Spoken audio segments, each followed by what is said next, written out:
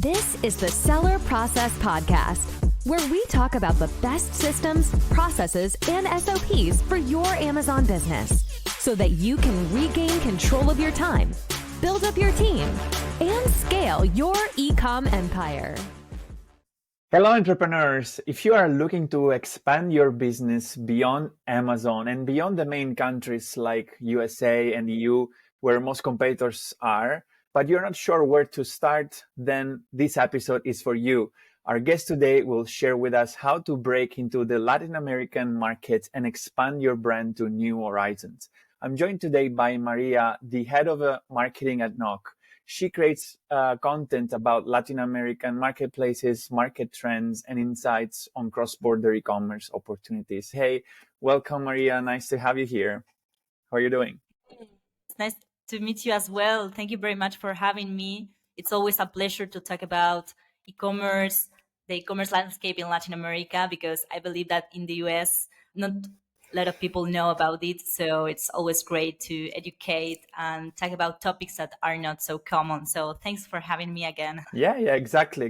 Yeah, thank you for being here. That's exactly the reason why I'd like to have this chat with you, because it's definitely not a topic that it's very much discussed usually in conferences or other podcasts and so on. It's an opportunity, definitely, that it's a big opportunity for many e-commerce sellers, because Latin American markets, I think, is the second region, I think, after Southeast Asia, I guess, that is with the highest growth in terms of e-commerce sales. So it's a huge opportunity to be there in the early stages, let's say, because it's still like developing very fast. So this is getting into the first question I'd like to ask you, like why Amazon sellers should consider selling in Latin American e-commerce market. So maybe you can give us a little brief of the main reasons and the benefits and the opportunities for e-commerce sellers.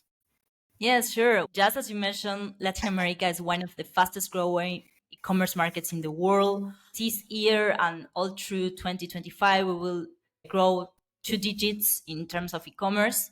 And over 80% of Latin Americans are digital shoppers. They buy through their mobile phones. They are actively looking for products online. And also, cross-border is a trend here in Latin America. So more and more consumers are buying from international sellers because they want to find products that they can't buy locally. The main reasons why Latin America buy cross-border is because they will find more variety of products outside and also a better price, because all the products that they buy from international sellers that are being sold locally has higher prices and everything. So it's a huge opportunity for Amazon sellers to tap into a market that is booming, that consumers are looking for their products and they want to be able to buy them without any issue. And also it's a good way to diversify your sales in new markets, because in the US you have Amazon and you may have Walmart and eBay as an alternative options, but in Latin America you have lots of different marketplaces to sell your products into. You will find a lot of opportunities. You have marketplaces that have better opportunities for different categories and also different markets. Yeah, I believe it's a good opportunity for those sellers like looking to expand their products in new markets and attract a new consumer base. Mm-hmm. Okay, yeah, that's interesting. Something curious that I'm curious to ask you is that you mentioned that cross-border, it's a new trend, and you said also that the local products might be pricey and expensive for people buying in from local sellers. I think it's something a little bit counterintuitive, right? Because you would think that products are stored locally might be sold at lower prices. I guess this also has to do with taxations, right? And cross-border taxes. Yeah. So can you touch that a little bit to understand why the cross-border it's a better solution sometimes than actually storing products locally? Yes, exactly. There are a lot of different taxes for companies that import products. And also, most companies take advantage of the fact that there are much variety of products in Latam. So they would sell at higher prices because they know that consumers will buy it anyways. What happens here in Latam is that are not like when a product launch in the US, it will last typically 1 to 2 months to come to Latin America. So consumers are really looking to buy those products and will pay higher prices. But consumers that have the ability to buy cross-border from international sites are likely to buy it immediately after the product launches. And even if they have to pay import taxes, they will do it anyways because it's just a matter of that the product is trending or they don't have it in Latam. So that's why many consumers buy cross-border these days. And also because due to the fact that cross-border e-commerce is gaining like more credibility these days. In the past, what happened with consumers is that they thought that the products will get stuck in customs or the products couldn't make it through the country. But since more and more companies are offering the possibility to ship internationally and consumers are getting aware that they can buy cross-border, the market has gained like a lot of popularity. They are trying to buy more cross-border as well. And also because marketplaces and local marketplaces in Latam are offering the possibility to buy cross-border. For example, in the last 10 years, it was like no one would think about buying from Mercado Libre, for example, cross-border products, but now they can. And more marketplaces are like joining this trend of offering the possibility to for local consumers to buy cross-border products. And this is why the boom of cross-border has increased over the years. Okay. So you mentioned that there are, compared to the US, for example, there are many more marketplaces, right? So there's a bit more variety over there. Where are the main marketplaces in South America? Yes, first of all, it's curious because in Latam, Amazon Brazil and Amazon Mexico are popular, but those marketplaces are not the main ones. So an Amazon seller might assume that their first, like they need to expand immediately to Amazon Mexico and Amazon Brazil to gain more sales. But the reality here in Latam is that those marketplaces are not the main ones, that the most popular ones. There are other marketplaces too that are local marketplaces that are getting more and more sales and traffic than Amazon in Latam. For example, Mercado Libre is the biggest one. It has presence across 18 different countries in Latam. It receives more than 500 million visits per month, so it's really huge marketplace.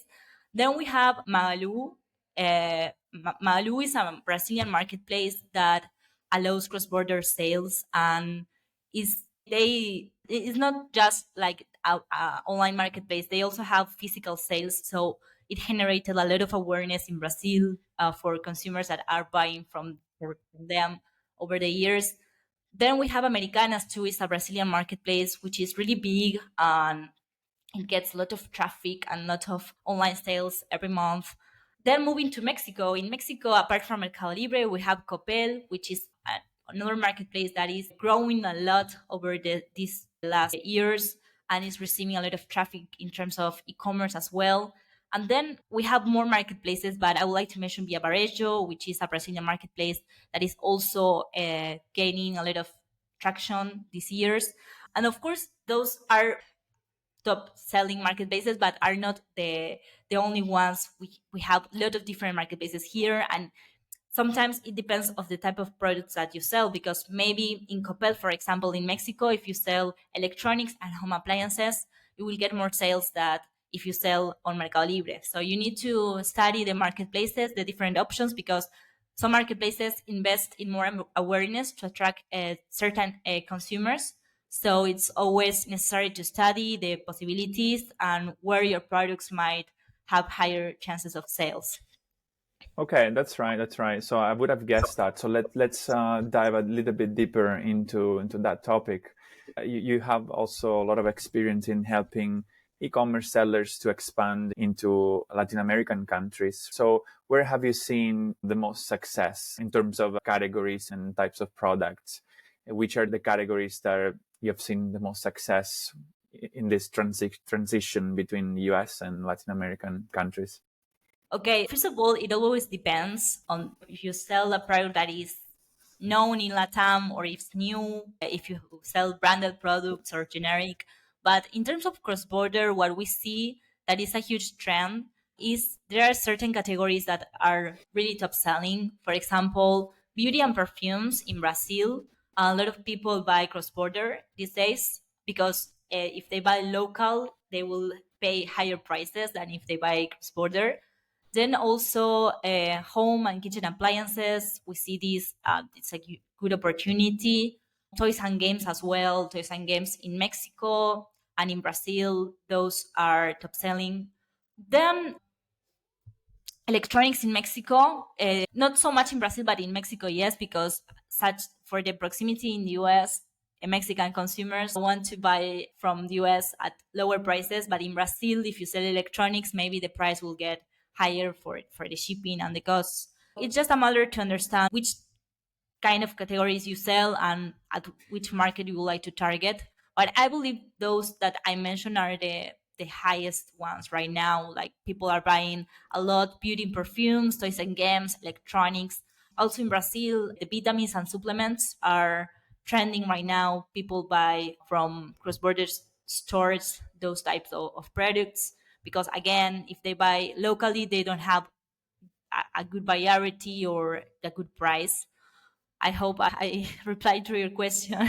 Yeah, definitely, totally understand. So I'm wondering now if you think like cross-border is it solution to expand into the market and test the water in that market, or and eventually, for example, actually sell locally with storing their products locally, or do you think it's like a sustainable trend that will continue and we just sell cross-border for even if sales are going very well?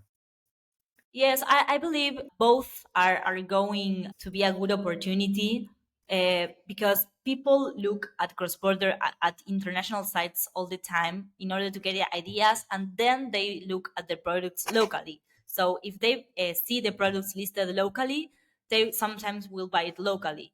But if they don't see it locally, they will buy it from cross border stores. So if you have a mix of like fulfillment in, for example, in Mexico, and you sell locally in Mexico, but you also list your product in the cross border, let's say, operation mode. If you list your products in marketplaces as cross border, you will gain more consumers. So I would say the trend is towards both of them. If you the I believe what you can do is to first try to list your products in cross-border stores in local marketplaces to see if they get sales, and if you start getting traction on sales, then I would suggest having like your products fulfilled in a warehouse in Latam. But first of all, see if you would get sales, because a huge mistake that some companies do is that they want to start fulfillment everything, and they have a huge stock in a warehouse in Latin America, but then maybe their brand or their products are not so well known in Latam. So if they first, for example, sell it cross border without doing fulfillment, they will find, okay, I need to invest more in brand awareness. I need to invest more in generating ads inside the marketplaces. That's just a recommendation. I believe that sometimes companies believe that in order to cut costs, maybe doing fulfillment is better, but then they don't sell as much as expected because the brand or the product is not so well known. Got it. Yeah, totally makes sense. Yeah. We'll test the water through cross-border and then maybe double down and scale through local operations. Okay, makes sense. What do you think are the main challenges that you have seen people having in selling cross-border in Latin America? Okay, so yeah, there are a lot of different challenges for companies that are trying to expand without doing like a lot of market analysis and such. So I will name some of the ones I see that are huge barriers. First of all, the compliance and customs regulations, because custom regulations and compliance varies from country to country. For example, the import regulations in Brazil are not the same one that in Mexico or in Colombia, Chile, Argentina. So all of them has different regulations of which type of products you can import, which sizes, which measures, the height, everything. In this way, it's really important to acknowledge that there are different regulations that you need to make sure you're aware. Because I will put you an example, just a short example. We helped a company that sold vitamins supplements, but also they were selling like creams and moistures. And what happened is that in Brazil, you can't import products over 200 milligrams. So this company were like listing a lot of products that were, I believe, higher than this regulation. So what happened is that a lot of their products get stuck in customs because they didn't understand like the right proportion of products that they could sell there. So it's really important to acknowledge that. Then, of course, you have the language and the cultural differences. So it's really important to, first of all, in Brazil, you will need to list your products in Portuguese, and in Mexico in Spanish. And you need to make sure that your listings are accurate, translated, and that are not just like literal translations, because that won't make any sense. You need to make sure that you are listing the product with the right keywords, with the right words, and that people, if they want to find, they will find it correctly. And then I will say that another big challenge for cross border, especially in Latin America, is to expanding as many marketplaces as possible. Because in other countries, in Asia or, well, in the US, if you sell on Amazon, you will get 80% of the market. But in Latam, if you only list your products in one marketplace, for example, if you only expand to Mercado Libre, you will only get 10% of the potential cross-border sales in the e-commerce in Latam. So it's really important to expand as much marketplaces as possible, list your products in all the markets that are compliant. So yeah, I would say that it's really important to do that. And the big challenge here is being able to win the buy box in every marketplace, being able to build a strong reputation online. Of course, it takes time. If you are like expanding alone, it takes time, but it's totally worth to do the homework of studying all the marketplaces and how you can expand to most of them. Maybe you will need to have a local support, a local team helping you, giving a customer support in local time or in Spanish, in Portuguese, because it's really important to localize your product, but also the support you give to your customers. Yeah, exactly. So about localizing the product, I'm wondering, do we need to translate our packaging in Spanish or Portuguese, for example? What's your take on that? Because I guess most people have it in English if they sell in the US, obviously. Yeah, no, it's not mandatory to translate your packaging. I believe if you only translate the title and the listings and the descriptions, that will be enough. And most consumers are Okay. really used to. In Brazil, in Mexico, you will see a lot of products that are in English. So that's not a problem. But yes, you need to make sure that in the marketplace, all the specifications, the descriptions, and everything is well translated to make sure that consumers understand the product they are getting and the specifications. So in that way, it's not an impediment. It's not mandatory to have your package translated, but I would say that it's really important to make sure the listings in the marketplaces and everything it's accurately translated to ensure that consumers don't have any doubts. I will give you an example. What happens to us, we start helping a big Chinese company that when they give us their catalog, we saw that their original catalog was really bad translated in Spanish. So a lot of they had an issue with the dimensions of products. So they would list products at that they have a certain dimension, but then the consumers that bought those products will receive a product with a different dimension and size and everything. So we help them to accurately translate everything to make sure the consumers will get the product they want. Yeah, absolutely. Yeah, totally makes sense. And I'm curious to understand what is your suggestions to help us understand if a product it could be a good fit for Amazon Brazil, Mercado Libre, or any marketplace in Latin America. What is the process? How do we know if our product can be the right for those Sure. marketplaces? I would start definitely by looking at the import regulations in each market. For example, if you are selling a product that might have restrictions in Brazil, in Mexico, or in other country, I will make sure that my products are compliant. And then I will do like a market research to see if there are competitors already selling similar products, to see what are their prices, to see what are the keywords that perform best for those products. And once you do a market analysis, you will understand if, okay, your product have chances for cross-border sales or not. For this, it's really important to be up to date with the latest trends, to be up to date with the latest compliance regulations and everything related to that. Because if you start selling without knowing if your products can make through customs or not, you will get a lot of cancellations and returns. For example, in Mexico, you can't import products for you can import toys for kids under 3 years old, and we see that a lot of companies are selling toys for kids, but then they get stuck in customs because they need a specific permission to do that, and consumers buy it anyways. So it's really important to make sure, okay, my products are compliant for the market.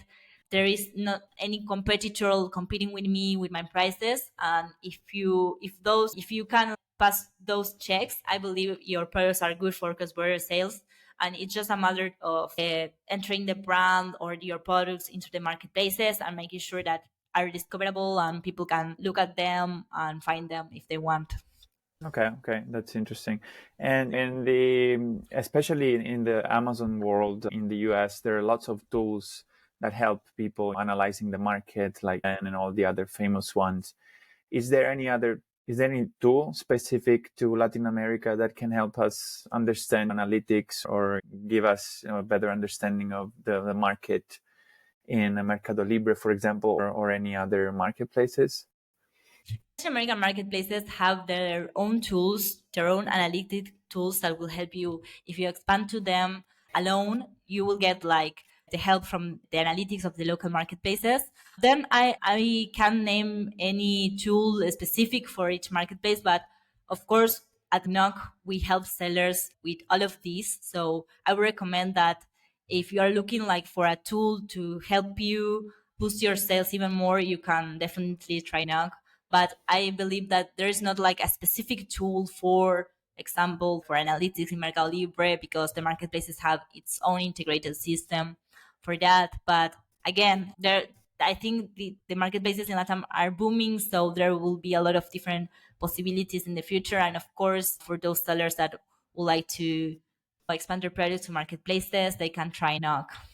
For sure. Okay. We will get to that in a second. I have the last question for you. What do you think are the most common mistakes people make when entering these marketplaces, and what can we do? What can we suggest people to avoid those mistakes? Okay, that's a really good question because I believe there are a lot of mistakes. I believe the biggest mistake most companies make is to literally translate their listings from English to Spanish or to Portuguese, because there are certain keywords that, for example, there are certain English keywords in Latin America that will perform best than their translation.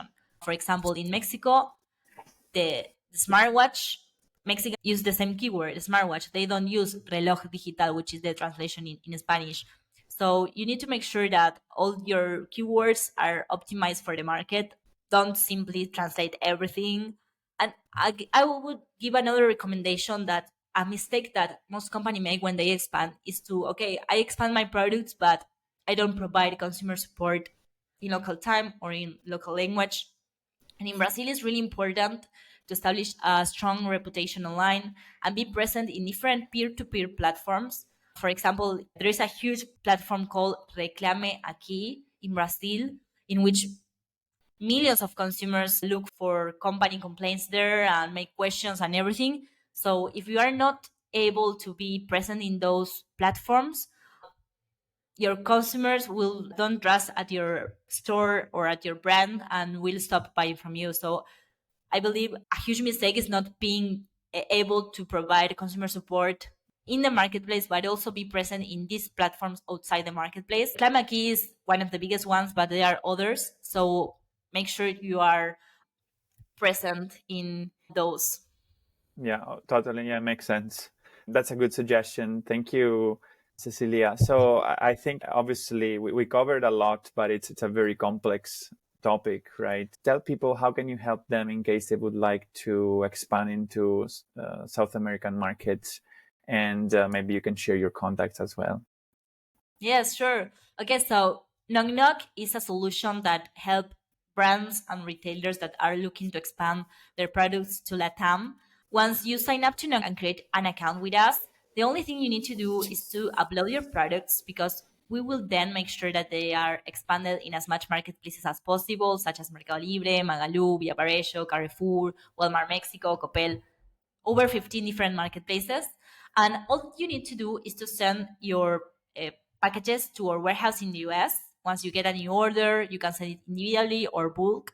And then we will make sure that consumers get their products, because we take care of last mile deliveries, we take care of cancellations, returns, consumer support, marketing inside the marketplaces and outside the marketplaces. We also offer one brand awareness programs for those brands that are not so well known in Latam but want to expand their offerings more. So I encourage every seller to try now, because we offer an account setup for free for 3 months. So if in 3 months sales and would like to continue, then you only have to pay a small subscription fee. But it's like a good opportunity to test the success of your products in LATAM and to see how they will perform with the help of local experts that know which keywords to use, know which marketplaces will be best for your products and everything. And we try to make it really simple for US sellers that are looking to expand, because we make them experience as little barriers as possible. So that's why we try to offer this end-to-end solution for them, to expand their products, their offerings, and to provide like special support for those brands that would like to expand their awareness even more in Latam. That's great. That's great. Yeah. Thank you very much, Cecilia. Guys, remember also that in every episode of this podcast, we share with you some complementary material that you can download from our website. Cecilia this time is sharing with us a guide to start selling in the Latin American marketplaces. So you can go to thesellerprocess.com and find this episode and download the material, that this guide that Cecilia is sharing with us, or you will find also the link in the YouTube description. Okay, so make sure if you want to learn more about selling in Latin America's marketplaces, make sure you download this guide. And so guys, remember that the key to success is to emulate the best. Make sure you take home the tips that Cecilia just shared with you and start applying them in your business. Download the guide or reach out to Nocnoc if you would like to expand into Latin American marketplaces. So Cecilia, thank you very much again for sharing your knowledge with us. So I hope that people got for sure lots of value from your talk. Thank you again. Thank you very much for having me. And I encourage all sellers that would like to try Nocnoc to visit through our website, which is nocnocstore.com.